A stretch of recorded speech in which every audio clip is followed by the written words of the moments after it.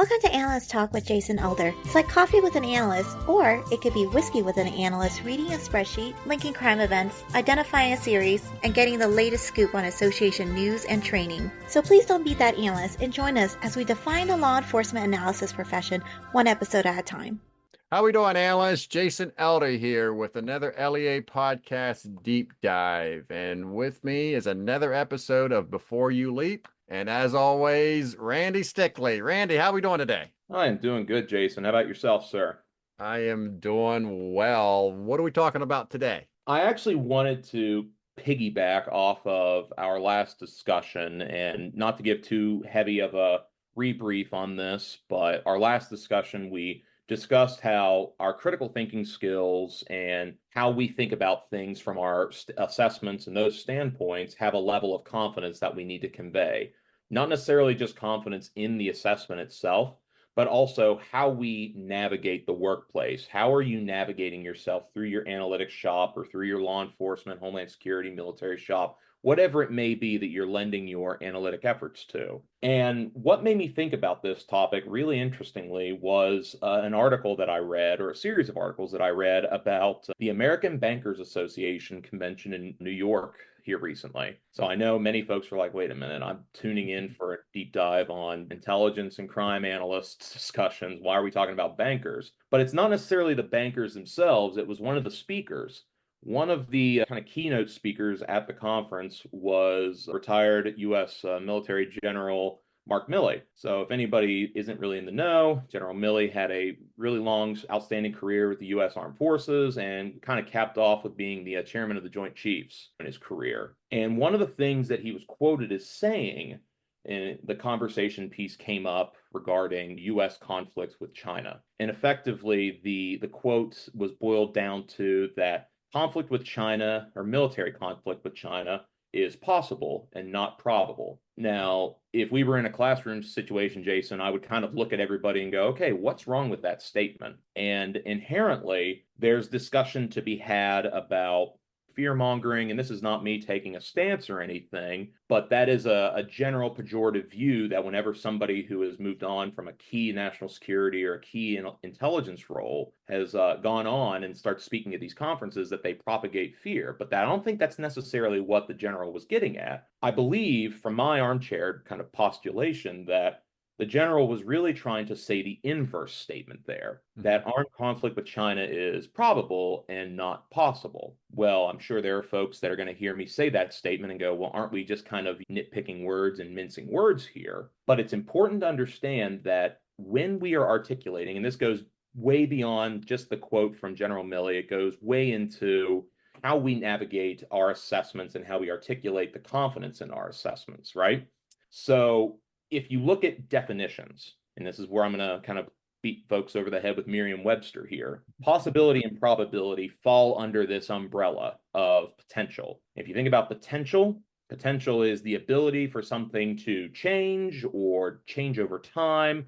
We use that word kind of interchangeably throughout our assessments, but if you peel back the onion a little bit, you get into possibility versus probability. And I would hazard a guess that many of us, and I'm not just saying the new folks, I'm saying folks that have been at this profession for 10, 20, even 30 years, probably getting ready to retire, that they haven't really thought about what the difference is. So if you think about it from a textbook definition perspective, possibility typically entails that an event could occur versus probability, where it's the description that there's some kind of numerical or statistical likelihood that an event or something could occur. So I often use the analogy here, and I chuckle because many folks see it as a funny example, but your possibilities are derived from what ifs. So I could sprout wings and fly away from this conversation, Jason. That is a possibility. May not happen, but what if he sprouted wings and flew away? Versus probability, where yes, we have some form of statistically measurable metric that we can look at and start gleaning further insight from. Typically, we can measure your probability through some kind of metric, as I said,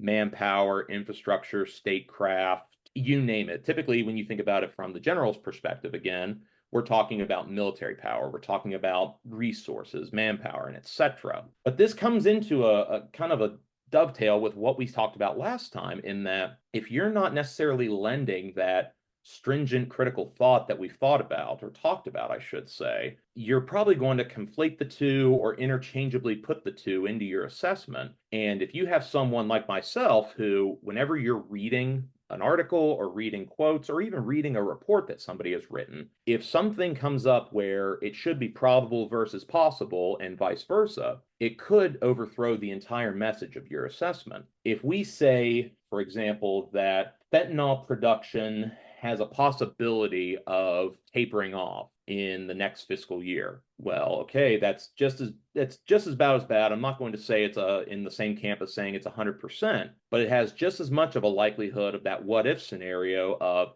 escalating greatly or tapering off into another direction, or maybe being replaced with trapadol or tramadol or any of these other precursor and other associated narcotics. What you would probably want to say is, based on our research, that it is probable that fentanyl will taper off based on variables A, B, C. Many folks like to put possibility in this kind of realm of wishful thinking versus probability, where, again, many of us like to have that mathematical backing or those statistical backings of certain events. Now, that can be problematic whenever folks are trying to get into their intellectual kind of intelligence work, because it's very hard to put a numerical value to things like human nature, biology, and even sociology of it. That's where you get into, like I said, your manpower, your infrastructure, what are the nuts and bolts of the particular topic or threat at hand that you can measure and make that assessment a little more confidently.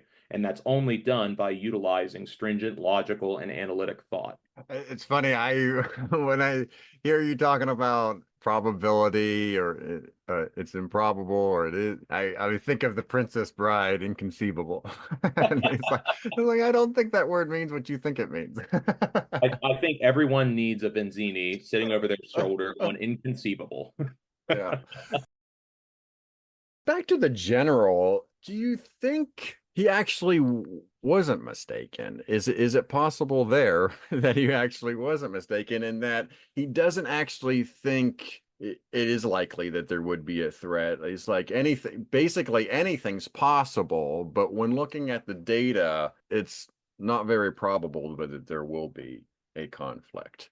Do you You think he know was that going maybe that route? Yeah, I'm 100%, of somebody that thinks from an open mind, right? That's kind of the effective sauce that makes an intelligence professional so effective. I'm not going to say 100% that the general was incorrect, because again, this is an Mhm. individual who has spent his entire career in a realm of knowledge and insight that I don't have. Mhm. Likewise, I've spent my career thus far thinking and thinking about thinking and rethinking about thinking. And one of the things that I always tell folks is, if you want to say something, say what you mean and mean what you say. Mhm. So if there was some level of expounding that the general could have done, there probably should have been a greater kind of explanation of why that comment was said. Mhm. Otherwise, in a room full of bankers and I'm sure Wall Street officials, financial folks, a statement like that, if you really start listening and peering between the lines, it could be misconstrued as fear mongering or crying the sky is falling, or a chicken little syndrome, if you will.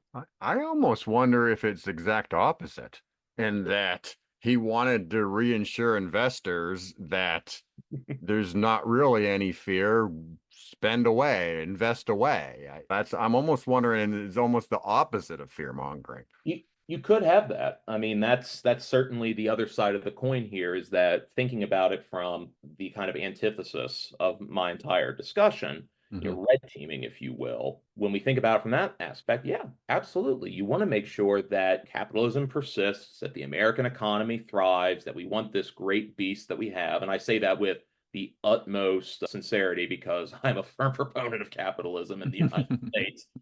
But at the same time, whenever, if ever, a situation were to occur and data were to become available that ultimately that assessment was put off, and not necessarily put off, but spoken out of context of, that's the kind of thing that could not necessarily ruin a career of an analyst, but certainly ruin the credibility of that analyst, which in some, circumstances and circles is ruination of a career. Hmm. Well, I think that's where there's such a stark difference between an intelligence analyst and a crime analyst. There's a lot of time and energy spent comparing and contrasting the two or arguing that they're the same. But if I stick to the idea that a crime analyst is looking at patterns and trends and crime data and identifying problem areas, or they're in the tactical analysis, they're investigative support, that kind of realm, versus the threat assessment realm where you are evaluating threats and trying to put credibility or probability on the likelihood that the threat will happen or that the threat is valid. Of course, and you're 100% right on that. This is where we start getting into, okay, beyond the nuts and bolts, the probabilistics of everything, what's that kind of unknown human condition? And I always used to tell folks that, yes, thinking critically will behoove us. And again, that is a slight military joke because I do come from a family full of folks that are non-commissioned officers and such, and I've heard the term behoove quite a bit throughout my life. But it would behoove folks to understand that just as much we feel that our assessments are correct and founded and backed, human nature will override. Human nature does play a very critical and almost pinpoint role in, okay, do we really understand what the actions of this individual are? That's what makes mirroring biases so inherently problematic for us, is that one of the things I always tell folks is, suppose that I were you and you were me. Our actions, our day-to-day, how we conduct ourselves, they are two different animals completely. The same thing is extrapolated to, let's talk about US militaristic power and let's talk about the Chinese military machine. They're two different animals, and supposing our ideas of protection and security and stability with what the Chinese military is doing is a complete 180. They are very much about maintaining their homeland, maintaining their status. And again, this is coming from somebody who is an armchair Sino-US relations expert. I didn't study this. This is just from pure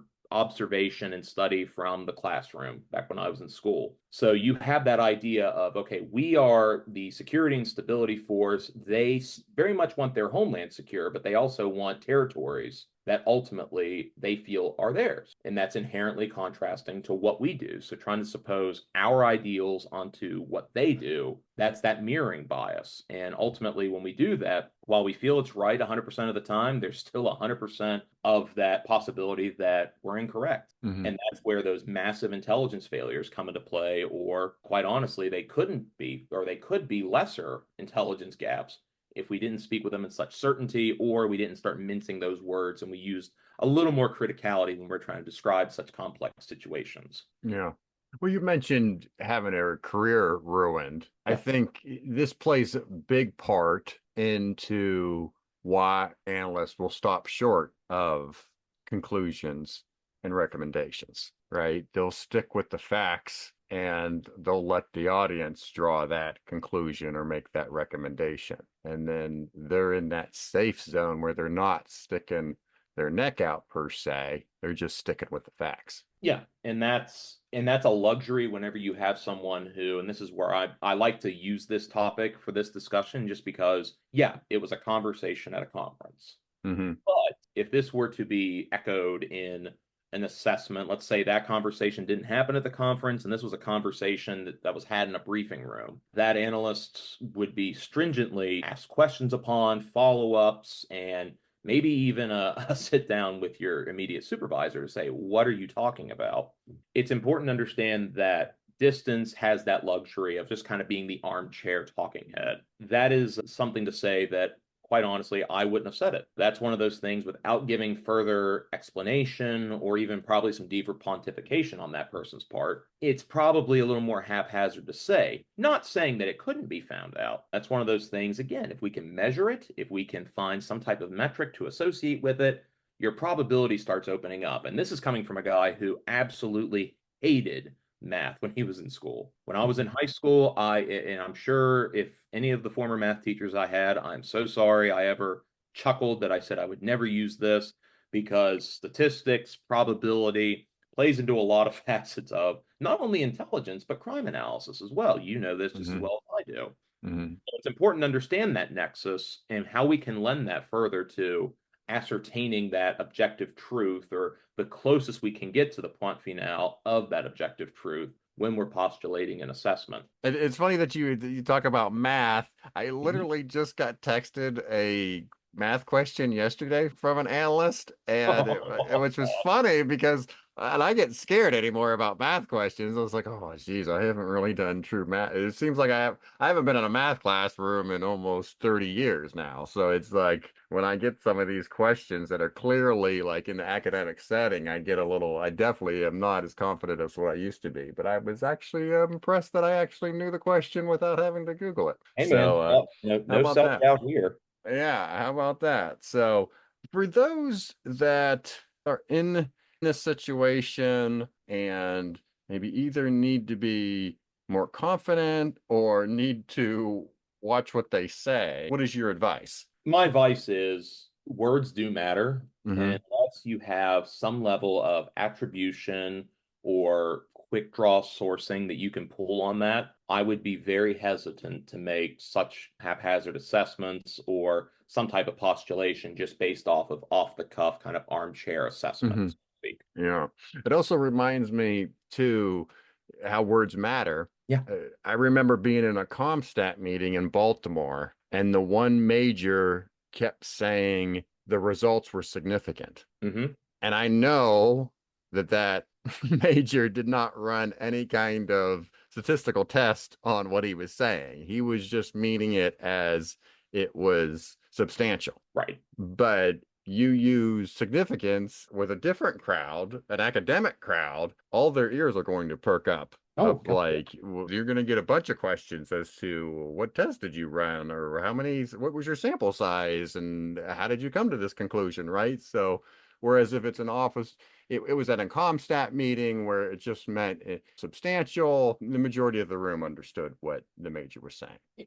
And just to make a shameless plug, and I always try to do this because I am impressed with it, and I'm sure my colleague would greatly appreciate the shout out. But one of the things that my co-author Akshata Kumavat and I worked on in our book was when we talk about trying to get adequate, and this will dovetail back to your statistics, adequately accommodate the potential of threat and the standing manpower, analyst power we may have within a shop, you'll see there's either a stagnation or a decrease in certain shops. And as a whole, and this is coming from someone who's quite influential, or not influential, but involved with Homeland Security shops, fusion centers, real-time crime centers, and etc., you have this analytic force that stagnates or goes down either through a litany of things that I'm sure is another conversation entirely, versus this kind of continual uptick in the potential for threat. So one of the things that I tell folks, and again, going back to potential, the